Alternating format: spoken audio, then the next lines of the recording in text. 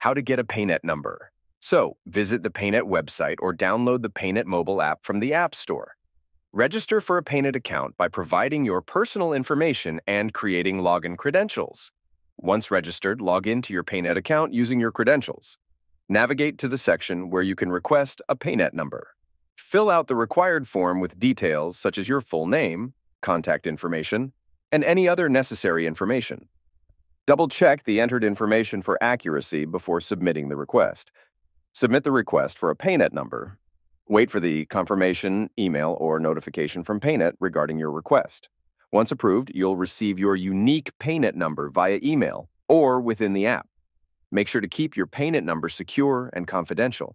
You can now use your PAYNET number for various transactions and payments. Ensure to adhere to PAYNET's terms and conditions for using the PAYNET number. Your PAYNET number is now ready for use, providing a convenient way to manage your finances.